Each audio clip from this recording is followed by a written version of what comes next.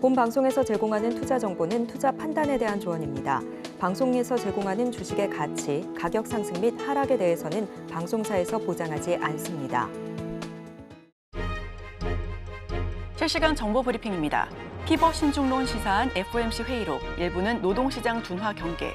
6월 FOMC 의사록이 발표됐습니다. 당국자들은 인플레이션 둔화에는 공감하면서도 금리 인하의 증거로는 충분하지 않다며 추가 증거가 필요하다는 데 의견을 모았습니다. 9월 증시에 대한 기대감이 높아지고 있는 가운데 FOMC 위원들 간의 통화정책 향방에 대해서는 의견이 엇갈리는 모습을 보여주기도 했습니다. 이에 7월 FOMC로 다시금 관심이 쏠리고 있습니다. 미 경제 둔화 소식에 S&P 500, 나스닥 지수 또 사상 최고치. S&P 500 지수와 나스닥 지수가 다시 한번 사상 최고치를 경신했습니다.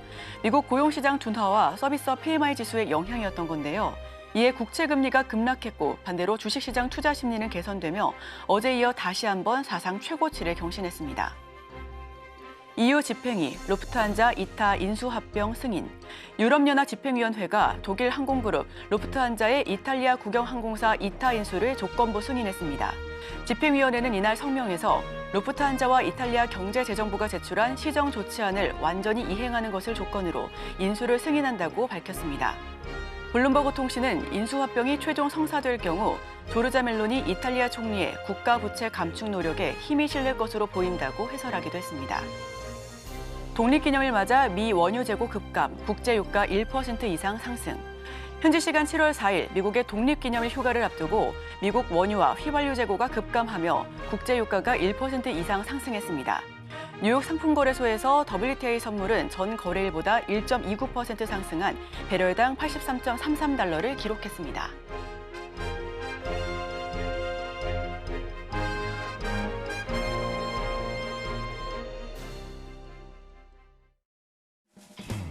여러분의 성공 투자를 응원합니다. 안녕하세요. 증시7 진행을 맡은 이소연입니다. 간밤 미증시는 3대 지수 보합권 내에서 혼조 흐름을 보이며 마감했습니다. 독립기념일 휴장을 앞두고 3시간 일찍 마감한 미증시. 우선 기술주 위주로 종목별로 엇갈린 모습을 보여주기도 했는데요. 다만 전날 10% 넘게 뛰었던 테슬라는 6% 넘게 급감하며 상승 마감하기도 했고요. 또 엔비디아 역시 그동안의 부진을 떨쳐내고 4% 넘는 강세로 종가 형성하기도 했습니다. 더 자세한 소식은 이어지는 외신 브리핑을 통해 전달드리겠습니다. 목요일의 증시7 지금 바로 출발합니다.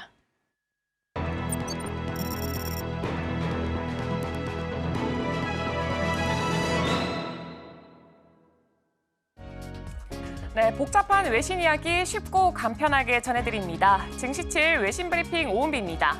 먼저 뉴욕 증시 3대 지수부터 살펴보겠습니다. 미국의 거시경제 지표가 부진한 것으로 드러나서 9월에 금리 인하 가능성이 높아짐에 따라 다우를 제외하고 미국 증시가 일제히 랠리했습니다. 특히 나스닥과 S&P 500은 또다시 사상 최고치를 경신했습니다. 다우는 0.06% 하락했지만 S&P 500은 0.51%, 나스닥은 0.88% 각각 상승했습니다. 종목별로 보면 테슬라는 전일 10% 폭등한 데 이어 오늘도 6.5% 상승하며 7거래일 연속 상승했습니다. 테슬라가 급등하자 다른 전기차주도 리비안을 제외하고 일제히 상승했습니다. 인공지능 주도주 엔비디아도 4.6% 급등했고 필라델피아 반도체 지수도 1.92% 강세로 마감했습니다. 이어서 시장에 영향을 줬던 소식부터 전해드리겠습니다. 네, 미국의 고용시장이 둔화되고 있다는 신호가 다시 나타났습니다. 고용정보업체 ADT에 따르면 6월에 미국 민간기업의 고용이 전월 대비 15만 명 증가했다고 밝혔습니다. 이는 지난 1월 이후 가장 작은 규모로 전문가의 전망치인 16만 명을 밑돌았습니다. 또한 임금 상승률도 전년 대비 4.9%로 2021년 8월 이후 가장 낮은 수준을 기록했습니다. ADT의 수석 이코노미스트는 여가 및 적개국의 고용 반등이 없었더라면 6월의 고용 증가는 더욱 낮았을 것이다 라고 설명을 했습니다. 다음 소식입니다. 미국의 상무부는 5월의 무역 적자가 전월 대비 0.8% 증가한 751억 달러를 기록했다고 3일에 발표했습니다. 이는 월스트리트 저널이 예상한 763억 달러보다 적지만 2022년 10월 이후 가장 큰 적자입니다. 월 수출은 산업용품과 자동차를 중심으로 0.7% 감소해 2,617억 달러를 기록했으며 수입은 0.3% 감소한 3,367억 달러를 기록했습니다. 이에 따라서 올해 들어 무역 적자는 전년 동기 대비 144억 달러 증가한 것으로 나타났습니다. 다음 소식입니다. 미국 노동부는 6월 22일까지 끝나는 주 동안 실업수당 수령자가 직전주보다 1.4% 증가한 185만 8천 명이라고 발표를 했습니다. 이는 2021년 11월 이후 최대치입니다. 또한 6월 15일까지의 주에서도 수령자가 전주보다 1% 증가하며 2주 연속 증가했습니다. 수령자의 4주 평균치는 1% 증가한 183만 1,000명으로 이는 2021년 12월 이후 최대치입니다. 6월 29일까지의 신규 수급수당 신청자는 직전주보다 1.7% 증가한 23만 8천 명이며 4주 평균치는 0.9% 증가한 23만 8,500명입니다. 다음 소식입니다. 미국의 지난달 서비스업 경기가 예상치를 밑돌면서 침체 국면으로 접어들었습니다. 미국의 공급관리협의회에 따르면 4월에 6월에 서비스업 PMI는 48.8을 기록해서 전월에 53.8보다 크게 하락했으며 예상치인 52.6도 밑돌았습니다. 반면에 S&P 글로벌의 서비스업 PMI는 6월에 55.3을 기록하며 확장 국면을 유지했습니다. 이는 전월 54.8에서 소폭 상승한 것입니다. S&P 글로벌의 이코노미스트는 2분기 말 서비스 업황이 긍정적으로 마무리됐지만 대선 이후 비즈니스 업황에 대한 불안감이 존재한다라고 말을 했습니다. 그는 또한 현재로서는 내년 업황에 대한 낙관론이 있으며 이는 금리 인하와 인플레이션 하락에 대한 기대에 기반하고 있다라고 덧붙였습니다. 다음 소식입니다.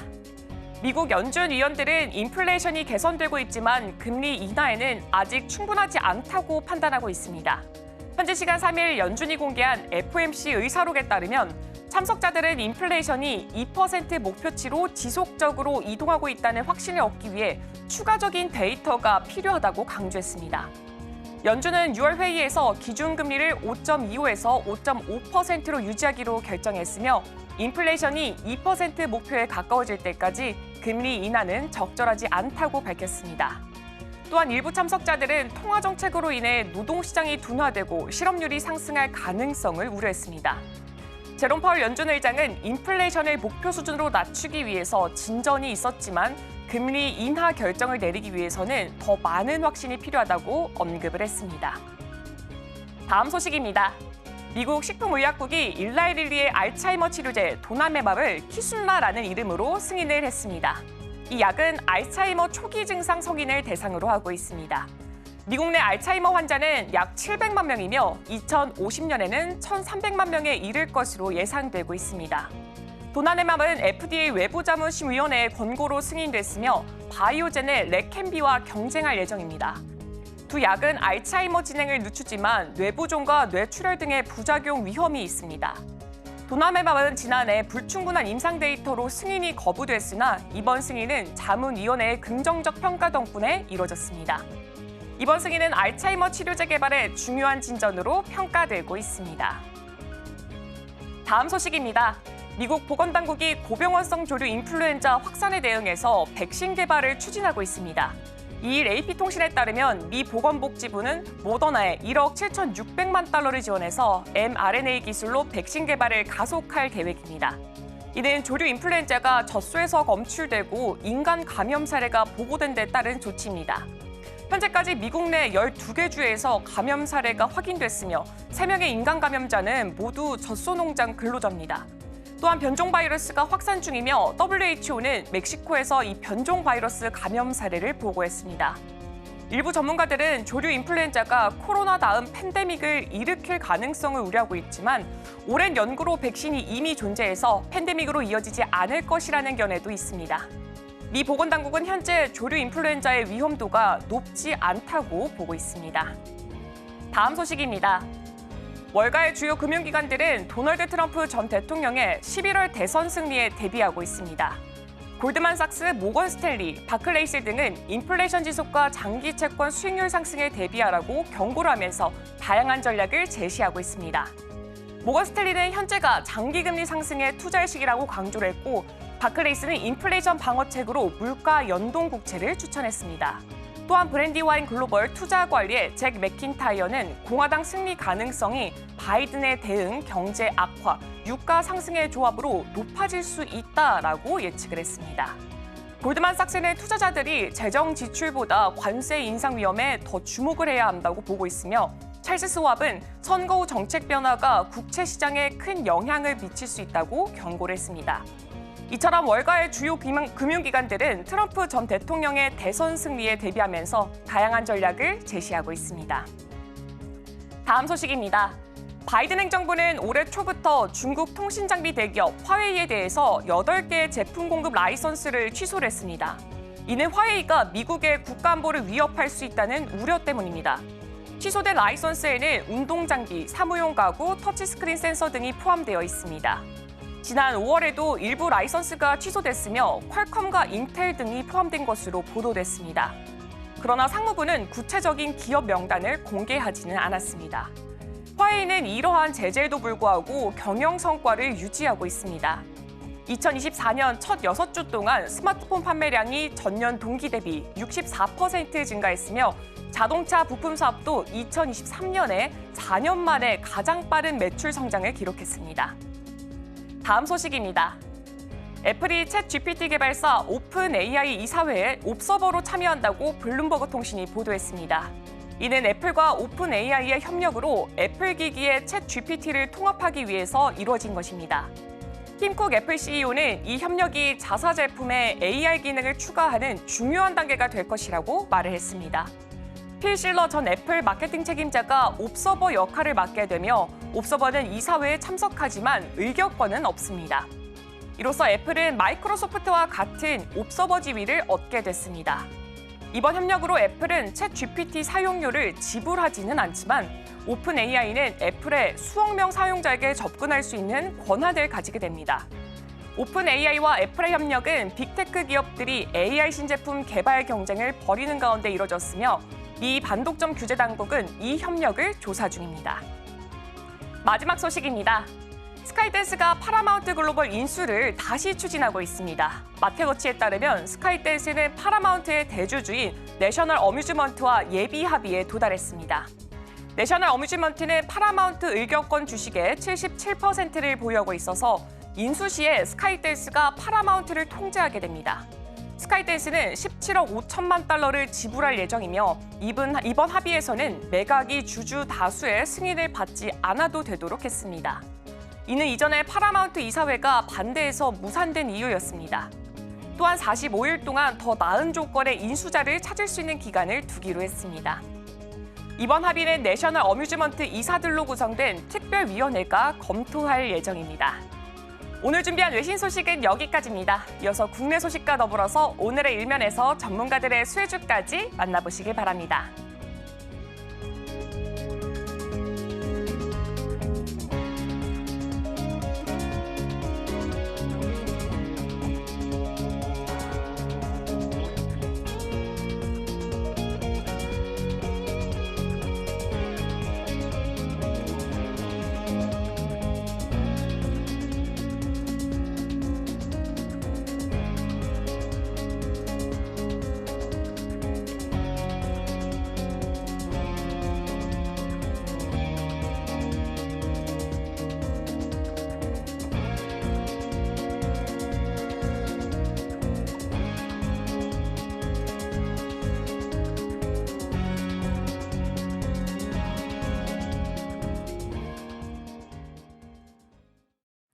네, 서울경제TV 증시7 조간 브리핑 시간입니다. 서울경제신문에서 발행한 이슈 전해드리는데요. 첫 번째 소식부터 하나하나 짚어보겠습니다. 화면 살펴보시죠. 삼성 바이오로직스 역대 최대 1.5조 CMO 따냈다. 첫 번째 소식 전해드립니다. 삼성 바이오로직스 역대 최대 규모의 수주 계약을 따냈습니다. 6개월 만에 누적 수주액 2조 5천억 원을 돌파했는데요.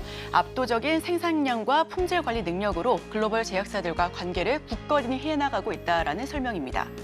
순조로운 수주 흐름에 사상 첫 연매출 4조 원 달성도 가까워지고 있는 모양새입니다.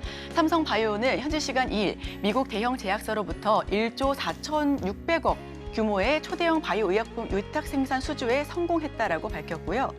삼성 바이오로직스 역대 최대 규모 수주로 지난해 연간 수주액 3조 5,009억 원의 40%에 달합니다. 이번 계약은 지난해 6월 맺은 투자 의향서의 본 계약인 것으로 파악되고 있습니다. 삼성바이오는 올해 3월 첫 계약을 시작으로 글로벌 제약사와 총 7건의 계약을 체결했는데요. 이 가운데 6건은 고객사가 기존 계약의 생산 물량 등을 늘린 증액 계약이었습니다. 수주 순항의 배경으로는 압도적인 생산 능력, 스피드, 높은 품질이 꼽히고 있습니다. 단일 공장 기준 세계 최대 규모인 4공장은 지난해 6월 전체 가동에 돌입했고요. 5공장은 2025년 4월 준공을 목표로 건설 중에 있습니다. 이로 인해 초격차 생산 능력 확보가 가능해질 것으로 예상되고 있습니다. 프로세스 혁신으로 기술 이전 기간을 업계 평균의 절반 수준으로 단축한 건데요. 존림 삼성바이오로직스 대표는 주력 생산 제품인 항체 의약품 시장의 고령화와 적용 분야 확대로 연간 성장률 10% 이상을 달성할 수 있을 것으로 보인다라고 설명하고 있습니다. 최근 미국에서 중국 바이오 기업과의 거래를 제한하는 생물보안법 제정이 추진되면서 수혜를 입을 수 있을 것이다라는 관측도 제기되고 있는데요. 1분기 기준 역대 최대 실적으로 실적 역시 고공행진할 것으로 보입니다. 올해 연간 매출은 4조 원을 무난하게 돌파할 것으로 예상되고요. 하반기로 갈수록 4공장 매출이 본격적으로 실적에 반영되면서 상반 역시 지속적으로 열릴 것으로 보여지고 있습니다. 삼성바이오로직스 연도별 수주 현황입니다. 우선 직전 2023년도에 3조 5,909억을 뚫었고요. 7월까지 2조 5,399억 원을 돌파하면서 하반기까지 더 크게 올라갈 수 있을 것으로 예상하고 있습니다. 미국 제약사와 2030년까지 계약을 체결했습니다. 지난해 전체 수주의 40%에 육박하는 수준이고요. 압도적인 생산 능력과 품질 등이 강점으로 보여지고 있습니다. 두 번째 소식입니다. 건설기계 수급 조절 제도 탓에 15년간 증차형 건설 시멘트업 발목. 두 번째 소식 전해드립니다. 수도권 레미콘 운송기사들 이달 1일 무기한 휴업을 선언했습니다. 골조 공사를 진행하는 주요 건설 현장이 대부분 멈춰선 건데요. 레미콘의 주 원료가 되는 시멘트를 생산하는 전국 각지의 공장에서도 재고가 쌓이면서 주요 시멘트 제조사들은 감산 시나리오를 준비하고 있다는 소식입니다. 지난 5년 동안 레미콘 운송 단가가 40% 이상 오르고 주 5일제가 도입되는 등 각종 근무 조건 개선이 이루어졌지만 레미콘 운송기사 단체 휴업은 매년 반복되는 양상을 연출하고 있는데요. 레미콘 운송기사 수를 법적으로 제한하는 건설기계 수급 조절 제도도 원인으로 또 뽑히고 있습니다. 국내 대형 건설사가 담당하는 수도권 골조 공사 현장 9곳 중 8곳이 조업을 중단한 건데 당장 레미콘을 출하할 수 없는 레미콘 업계는 직격탄을 맞은 모습입니다. 운송기사 협상력 과도하게 높아져서 5년간 단가 40% 올라도 사태가 반복되고 있고요. 수도권 골조공사 9곳 중에 8곳이 중단을 했습니다. 시멘트 제조사도 감산이 불가피할 것으로 보여집니다. 다음 소식입니다. 해외 검역 강화에 닭고기 수출 비상. 한국과 미국, 중국, 브라질 등 베트남으로 닭고기를 수출하는 국가들은 대장균과 살모넬라균 등 닭고기에 포함될 수 있는 병원성 세균 검사 후에 베트남 규제 당국 확인을 거치게 됩니다. 우선 7월부터 본격적으로 적용을 한 건데요. 문제는 이 규정이 매우 까다롭고 절차가 복잡하다는 점입니다. 닭고기를 생으로 먹는 것이 아님에도 불구하고 베트남 정부가 자국 닭고기 산업 육성을 위해 수입산 검역 절차를 강화해 나가고 있는데 우리도 정부의 대응이 필요한 상황입니다. 5월 냉동 닭고기의 수출 규모는 전년 동월 대비 16.7% 증가하는 데 그쳤습니다. 4월 냉동 닭고기 수출 증가율이 54%에 달했음을 고려하면 5월 중순부터 검역이 강화되면서 증가율이 3분의 1 수준으로 줄어든 셈인데요. 수출업계는 6월의 수출 규모가 1년 전보다 30%가량 급감한 것으로 보고 있습니다. 베트남은 국내 냉동 닭고기 수출 물량의 99%를 차지하는 핵심 시장인데 정부는 베트남의 검역 절차를 완화하기 위한 방안을 찾고 있습니다. 닭고기 베트남 수출 추이입니다. 우선 5월부터 시작해 지속적으로 하방을 보여주고 있고요. 6월에는 340만 달러 수준입니다. 다만 업계에서는 베트남 정부가 한국산뿐만 아니라 미국과 중국 등 다른 나라 닭고기에 대해서도 같은 규정을 적용하고 있어 협상이 쉽지 않을 것으로 분석하고 있습니다. 베트남 살모넬라균 검사 필수화를 거치고 있고요. 5월 중순부터 검역이 까다로워집니다. 지난달 수출 전년 동기 대비 30% 넘게 급감했는데 한국산만 절차가 완화되는 것은 쉽지 않을 것으로 분석되고 있습니다. 다음 소식입니다. 효율 가격 다 잡았다. LG 엔솔, 유럽서 중국 꺾고 질주 채비. 다음 소식 전달드립니다. LG 에너지 솔루션이 프랑스 대표 완성차 제조사인 르노에 전기차용 LFP 배터리를 공급합니다. 중국 업체의 텃밭인 중저가 제품군에서 경쟁력을 인정받은 것인데요. MCN 기반의 고가 배터리를 주로 공급해온 LG에너지솔루션의 주요 과제 중 하나가 중저가 제품군에서 주요 고객사를 확보하는 것이었습니다. 이번에 수조 원 단위로 예상되는 LFP 배터리를 수주하면서 중저가부터 하이엔드까지 폭넓은 라인업에서 시장 점유율 확대를 예상하고 있는데요. 르노의 2030년까지 5년간 39GW시의 전기차용 LFP 배터리를 공급하게 됐습니다. 보급형 전기차 59만 대를 생산할 수 있는 규모인데 배터리 용량을 고려한다면 5조 원 안팎에 달할 것으로 예상이 되고요. 폴란드 공장에서 생산된 배터리셀은 르노의 차세대 전기차 모델에 적용될 것으로 예상되고 있습니다. 중국 업체를 제치고 LFP 배터리 수주를 따낸 것은 뛰어난 기술력 덕분입니다. 모듈이 없어진 공간에 더 많은 셀을 채워 에너지 밀도를 높이는 대신 무게를 줄여 전기차 주행거리를 늘릴 수가 있게 된 건데요. 배터리 안정성도 강화해 화재 발생 대비를 더욱 원활하게 할 수 있을 것으로 보여집니다. NG엔솔은 꿈의 배터리로 불리는 전고체 배터리 양산 시점을 앞당길 것이라며 지난해 말 미래기술센터를 출범해 차세대 배터리 개발을 주도해 나가고 있다라고도 설명하고 있습니다. 르노 공급 LFP 배터리의 특징인데요. 파우치 배터리 최초 셀터팩을 적용했고요. 모듈 단계 제거로 에너지 효율과 가격 경쟁력을 강화시켰습니다. 또한 검증된 열 전이 방지 기술로 안전성도 제고해 나가고 있습니다. 파우치 배터리 첫 셀2팩을 적용하면서 국내 업계 최초로 LFP 배터리 대량 수주에 성공했습니다. 세계 3대 자동차 시장에서 낭보를 전한 건데요. NCM에서 중저가로 라인업을 넓혔고요. 보급형을 타고 점유율 확대를 기대해 나가고 있습니다. 마지막 소식입니다. 환율 리스크의 운신폭 제한, 재정 통화정책 조합 묘수 찾아야 마지막 소식으로 전해드립니다. 미국 채권 시장에서 장기 국채 금리가 한 달 만에 최고치를 기록했습니다. 10년 만기 국채는 연 4.5%에 근접했고 30년물은 한때 4.65%까지 치솟기도 했습니다. 5월 30일 이후 가장 높은 수치인데요. 트럼프 전 미국 대통령의 재선 가능성이 국채 금리 상승의 원인으로 집중되고 있습니다. 대선 후보 TV 토론에서 트럼프 전 대통령이 기세를 잡은 상황에 미 연방 대법원은 2020년 의회 폭동 사건과 관련해 사실상 면죄부를 부여하고 있고요. 트럼프 전 대통령은 모든 수입품의 10%, 중국선에는 60% 이상의 관세를 부과하겠다라는 공약을 내걸고 있습니다. 법인세와 소득세를 인하해 국채 발행이 늘어날 가능성도 높고요. 이는 국채금리 상승 요인이 될 것으로 예상됩니다. 트럼프의 공약대로라면 인플레이션 진전이 정체되고 연준의 금리 인하 가능성은 낮아질 것으로 전망되고 있고요.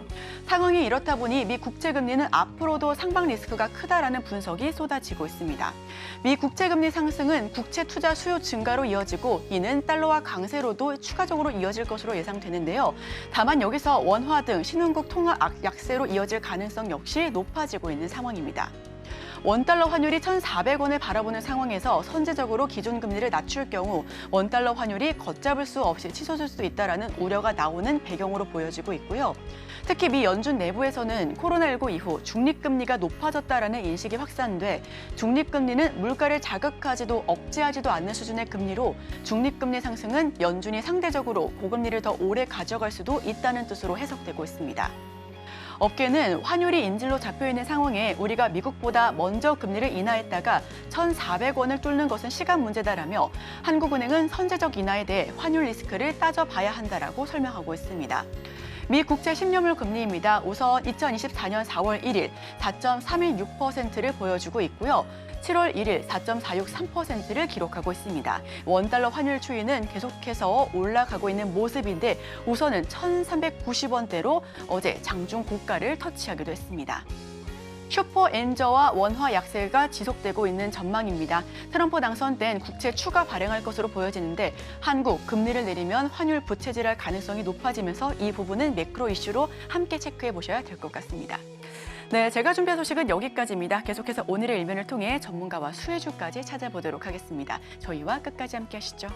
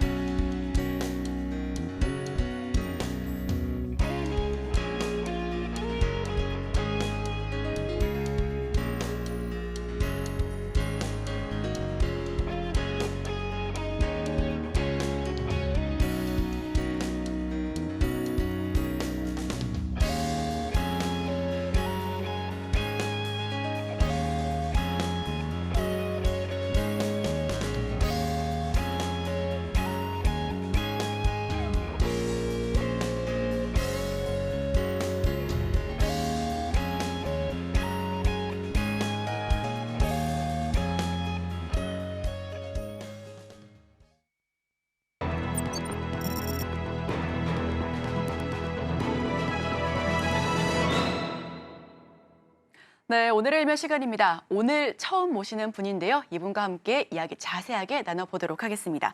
테이바랩스의 강승희 대표와 함께합니다. 어서 오세요. 안녕하세요. 네, 대표님 서울경제TV에는 처음으로 나와주셨는데 네. 오늘 어떤 이야기로 문을 열어주실까요? 일단 2024년도가 이제 6월달 상반기가 지났잖아요. 그래서 네. 이제 하반기에 진입하면서 이제 우리가 어떻게 해야 되느냐를 고민하게 되잖아요. 투자를 할 때. 그래서 한번 상반기를 한번 리뷰를 해보고 그 다음에 하반기에는 어느 포인트로 시장을 봐야 될지에 대해서 알아보도록 하겠습니다. 네, 우선 상반기에 이어서 하반기 시장 어떻게 흘러가게 될지 전반적으로 리뷰해보자라는 말씀을 해주셨는데요. 자, 그렇다면 저희 우선은 오늘 주제부터 한번 간단하게 이야기를 나눠보겠습니다. 2024년 하반기 미리 보기로 시작해 보도록 하겠습니다. 자, 여러 가지 이야기가 나오고 있는데요. 2024년 하반기 증시는 어떻게 좀 흘러가는 모습으로 보여질까요? 일단 하반기를 전망하기 전에 상반기에 빨리 어떻게 움직였는지를 한번 리뷰를 해보고 그러면 그 추세가 연결될 거잖아요. 그래서 상반기를 한번 먼저 보도록 하겠습니다. 상반기 주식 시장을 보면 나스닥 같은 경우는 거의 19%, 그다음에 니케이도 19% 정도가 상승을 했고요. 그다음에 S&P도 15%. 근데 이제 코스피는 4.41%밖에 상승을 못했어요. 그리고 이제 미국 종목 같은 경우 이제 엔비디아가 제일 이제 뭐 다 유명하잖아요. 그래서 네. 지금 상반기에만 156% 상승을 했고 그다음에 이제 비만 치료제 관련돼 있는 일라이 릴리 같은 경우가 52.88%가 상승을 했어요. 그 얘기는 뭐냐면 결과론적으로 미국 시장 같은 경우가 우리나라 시장보다는 굉장히 좋았고 그리고 이제 투자하신 모든 분들이 전반적으로 미국 주식에서는 수익을 다 보셨다고 얘기를 하고 있는데 한국 주식에서는 버신 분도 있고 이제 뭐 손실을 보신 분들도 있지만 되게 돈 벌기가 어렵다. 미국 주식은 대략적으로 그냥 사가지고 있으면 버는데 이렇게 생각을 많이 하고 계신 분들이 점점 더 많아지고 있는 것 같아요. 그런데 보통 이제 미국 주식 투자를 할 때 두 가지가 달라요. 이제 특히 이제 한국은 그냥 원화로만 돼 있잖아요. 근데 이제 미국 주식 같은 경우 이제 달러 기준으로 바꿔서 생각을 해야 되니까 실제로 국제 투자를 하는 외국인 입장에서 봤을 때는 실제로 그러니까 투자를 했을 때 지금 밑에 보시는 차트처럼 이익이 달라요. 우리나라 같은 경우는 실제로는 외국인의 입장에서 보면은 상반기에 4%가 올랐지만 우리 입장에서 보면 외국인 입장에서 보면은 2.52%가 손실을 봤어요. 왜냐하면 환율에서 손실을 봤거든요. 그리고 일본도 18%라고 상승을 19%라고 상승을 얘기를 했었지만 실제로 엔화도 약세가 너무 심하거든요. 그러다 보니까 실제로 수익은 한 6%밖에 안 돼요. 그러니까 기본적으로 글로벌하게 봤을 때 이제 자금들이 미국으로 쏠려갈 수밖에 없는 모습이었다. 이렇게 보시면 될 것 같아요. 그리고 이제 통화도 보셔야 된다라는 부분을 말씀드리려고 지금 이 부분을 말씀을 드린 거고 환율이 너무 약세가 되거나 강세가 되거나 이런 부분들도 결국은 우리가 원화로 생활을 하고 있기 때문에 우리 손익에 영향을 미친다. 그래서 보시면은 엔화 얘기 요즘 많이 나오잖아요. 근데 엔화가 상반기에만 거의 14.2%, 이제 15% 정도가 하락을 했어요. 그 얘기는 뭐냐면 그냥 엔화를 그러니까 매도를 했다면 실질적으로 15%의 수익이 났다는 얘기거든요. 그냥 아무것도 안 해도. 그래서 환도 투자의 수단으로서 이제는 사람들이 생각을 하기 시작을 했다라는 부분을 보셔야 될 것 같아요. 그리고 상반기 동안에 이제 금리 작년 말 같은 경우에는 미국 금리 이제 내릴 거야 하면서 TMF라거나 TLT 같은 이제 미국 국채 ETF들을 많이 샀거든요, 개인들이. 근데 손실을 되게 많이 봤어요. 왜냐하면 금리가 많이 올라 버렸어요, 오히려 거꾸로. 그리고 이제 유가나 그다음에 구리 이런 이제 커머디티들 상품들 가격이 다 오르면서 인플레이션이 잡힐 거라고 계속 얘기를 했는데 저런 커머디티 가격도 안 잡히고 이러니까 금리 인하가 계속 미뤄지는 그런 느낌들이 되면서 실질적으로 채권 시장도 움직였다. 이렇게 보시면 될 것 같아요.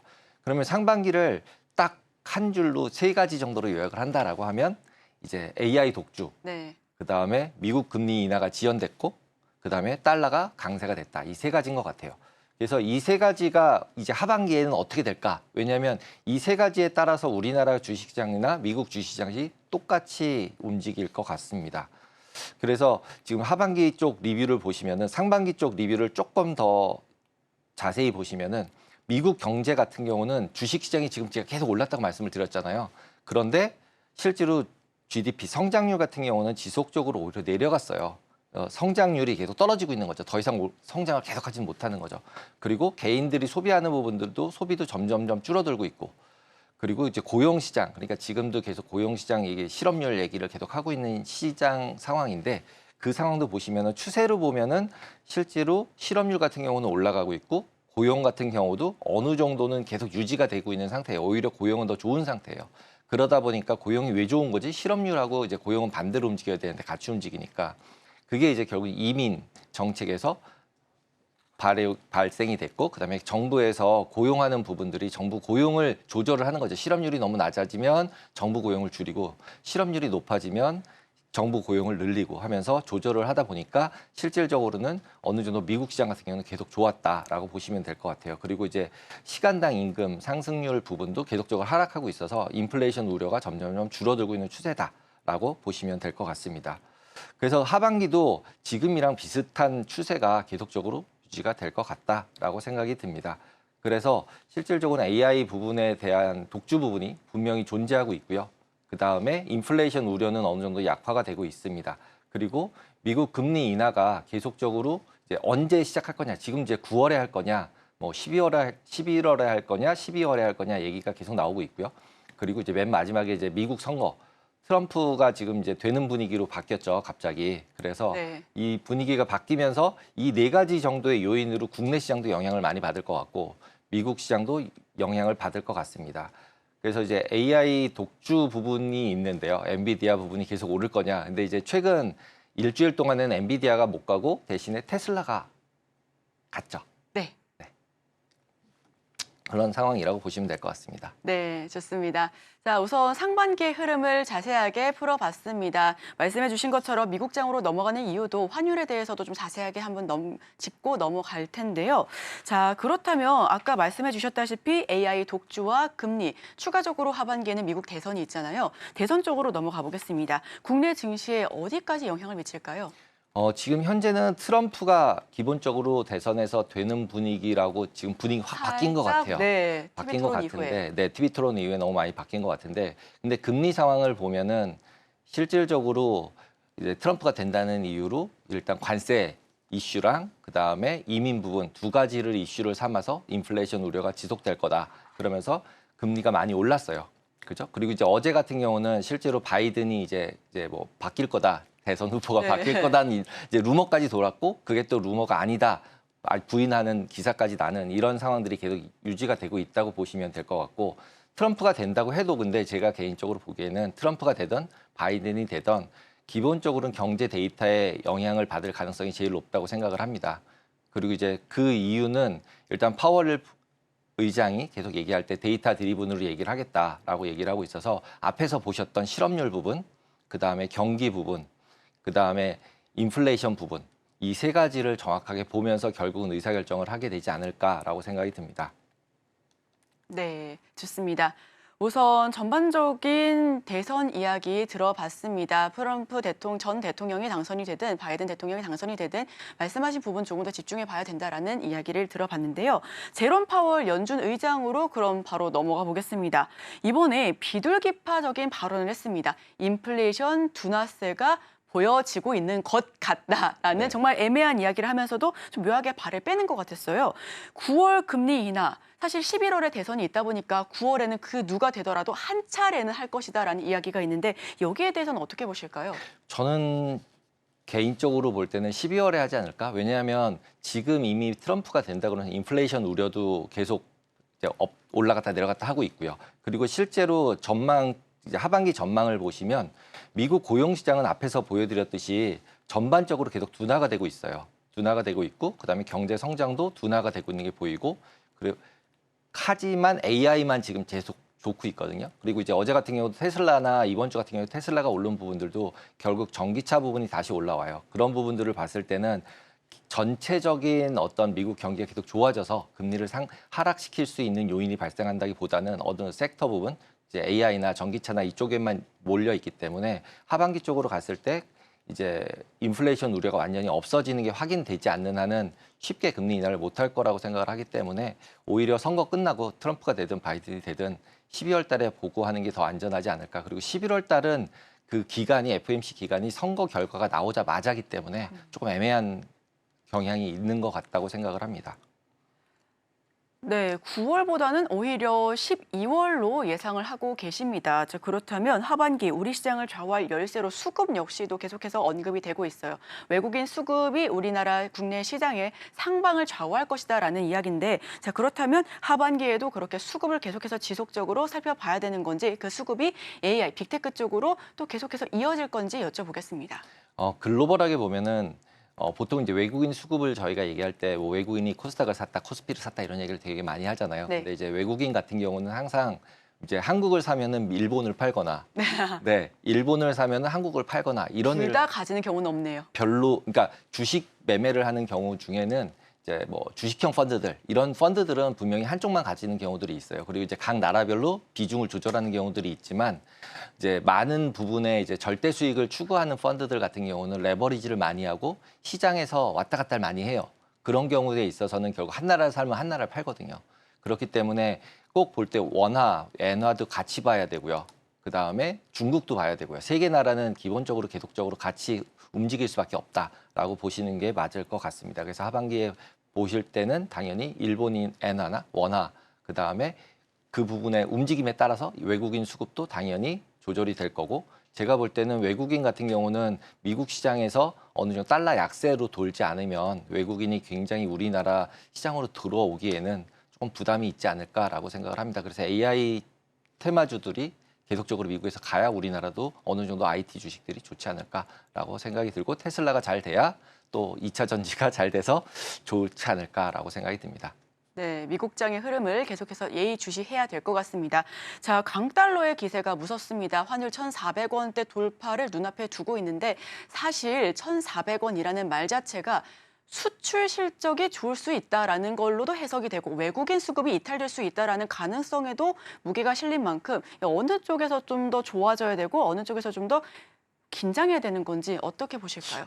솔직히 1,400원이면 IMF 분위기잖아요. 네. 네, 그럼에도 불구하고 실제 저희가 체감하고 있는 거는 IMF 상황도 아니고 네. 그렇게 막 위기 상황 같은 느낌도 우려할 만한 수준이 아니고요. 아니다라고 하시더라고요. 근데 분명한 건 지금 그때와 지금과의 가장 큰 차이점은, 그때는 외국인 말고는 이제 수급이 발생하지 않았고, 그다음에 수출 수입이 있을 때도 우리나라에서 실제 물건을 만들어서 수출을 했었어요. 근데 지금은 분위기가 바뀌었죠. 왜냐하면 미국에서 공장을 자기네 짓고 나라에 지어라. 그 얘기는 수출해서 받을 돈을 한국으로 가지고 들어와서 환전을 안 하고 미국에다 그냥 보낼 수가 있는 거죠.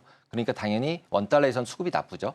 그다음에 우리나라 개인 같은 경우도 굉장히 많이 이제 외국 투자를 많이 하고 있잖아요. 외국 주식을 많이 사고 있고, 그런 부분이 있기 때문에 기본적으로 원달러가 이제는 1,400원이 간다고 한들 이걸 위기로 볼 필요는 없다. 그리고 조금 아까 말씀드렸듯이 엔달러가 이제 뭐 160에 넘어갔을 때 161이거든요. 그럼 이제 170, 180 얘기가 나오고 있는데, 엔달러가 170, 180에 갔는데 우리나라가 1,400원 밑에 있을까라는 생각을 해보면 저는 개인적으로 그럴 가능성은 별로 없다고 생각이 듭니다. 그래서 뭐 우리나라 원달러만 볼 것이 아니라 꼭 엔달러도 같이 보셔야 된다라고 생각이 들어서, 저는 일단은 달러 강세는 하반기까지는 어느 정도 지속되지 않을까라고 생각을 합니다.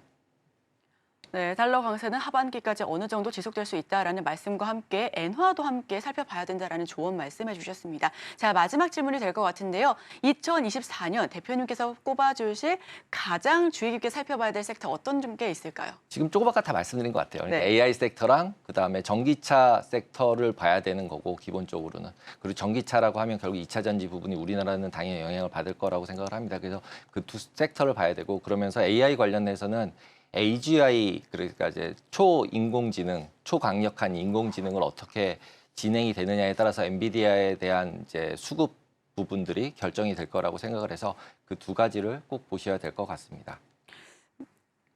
네, 그럼 추가적으로 딱 하나만 더 질문을 드릴게요. 전기차 둔화 그리고 2차 전지 캐즘 현상이 있음에도 불구하고 하반기에 전기차 다시 한번 들여다볼 필요가 있을까요?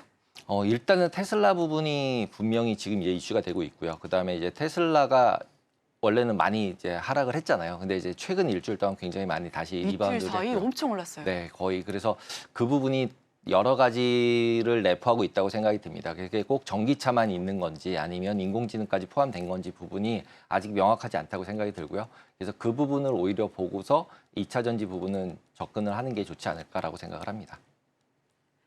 네, 목요일에 오늘의 일면 강승희 대표님과 함께했습니다. 앞으로도 잘 부탁드립니다. 고맙습니다.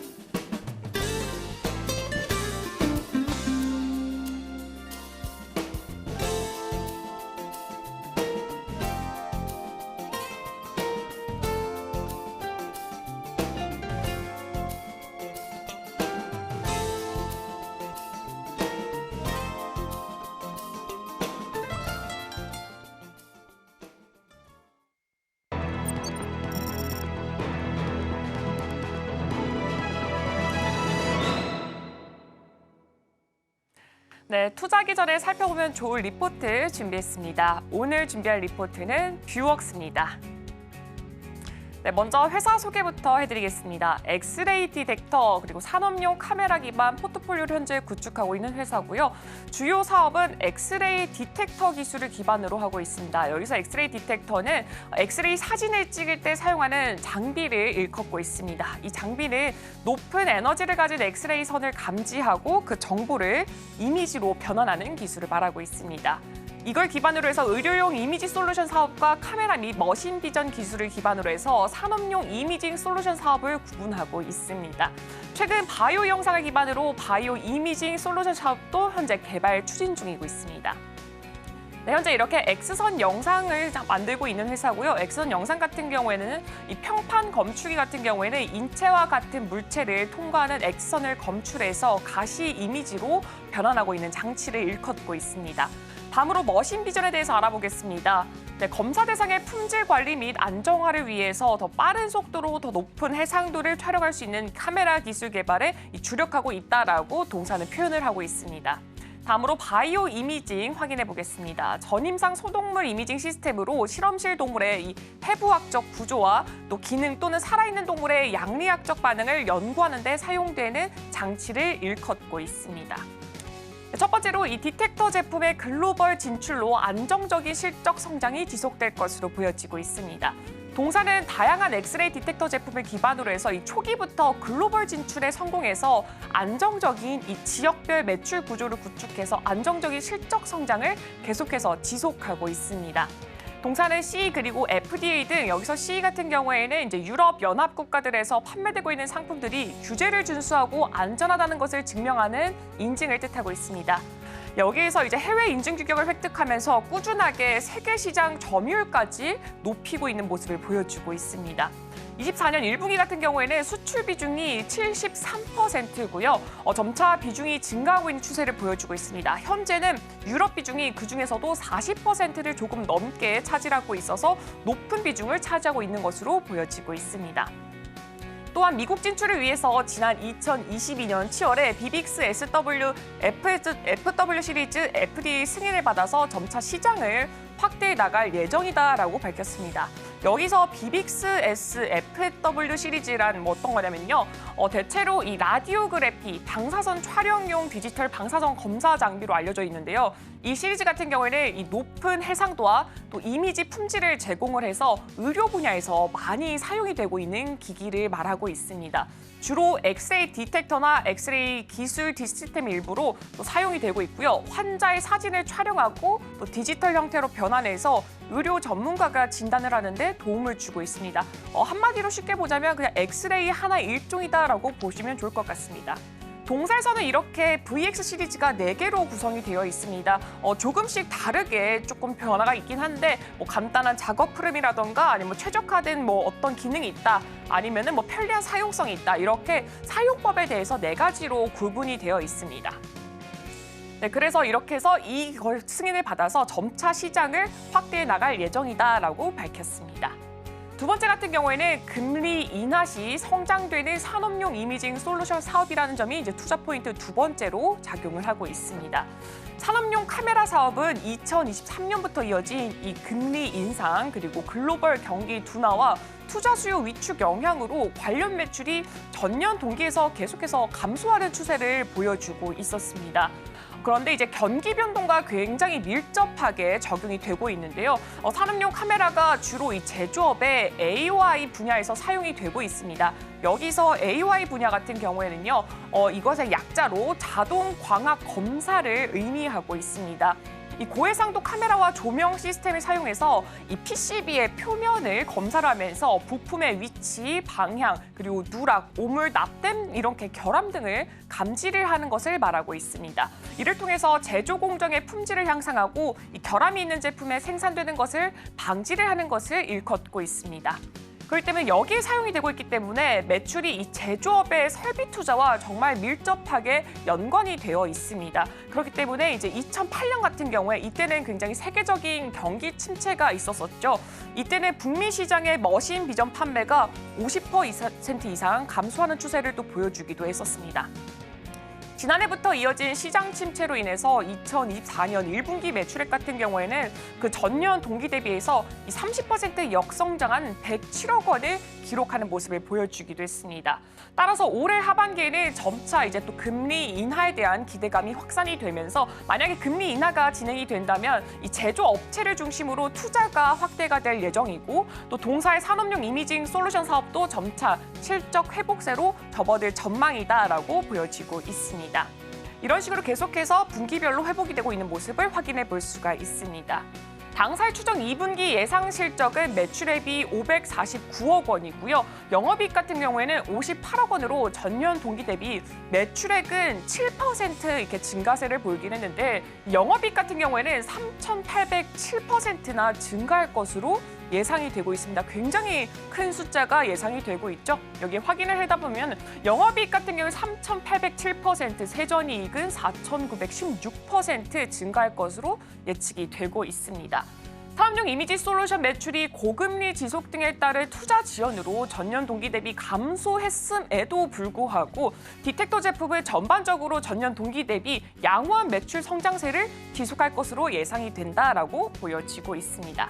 수익성이 전년 동기 대비 크게 개선되는 것은 지난해 2분기 실적이 매출 감소와 함께 일시적인 비용 등으로 부진했던 것에 대해서 기저효과로 보여지고 있고요. 전 분기에 이미 수익성 개선에 대해서 성공이 됐고요. 또 이번 분기에도 수익성의 정상화 단계로 보여지고 있습니다. 그래서 목표 주가는 4만 원이고 투자 의견은 바이라고 유진투자증권에서는 이렇게 제시를 했습니다. 여러분 투자하실 때 한번 참고해 보시면 좋을 것 같습니다. 네, 오늘의 핵심입니다. 오늘 ECB 통화정책회의 보고서 발행 일정이 있습니다. 지난달 초 ECB는 통화정책회의를 열고 기준금리를 연 4.5%에서 4.25%로 낮췄습니다. 오늘의 일면에서는 2024년 하반기 전망과 전략에 대해 알아봤습니다. 투자적 리포트에서는 뷰웍스에 대한 모멘텀에 대해서 자세하게 살펴봤습니다. 투자하실 때 참고하시길 바랍니다.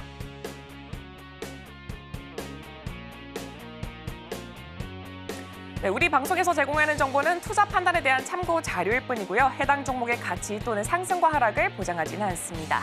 잠시 후 증시팔 오늘의 승부주가 방송됩니다. 승부주에 대한 힌트와 다양한 인사이트를 얻어가실 수가 있으니까요. 끝까지 함께 하시길 바랍니다.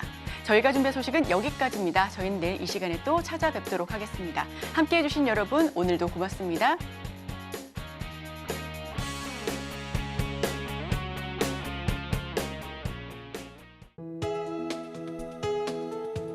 본 방송에서 제공하는 투자 정보는 투자 판단에 대한 조언입니다.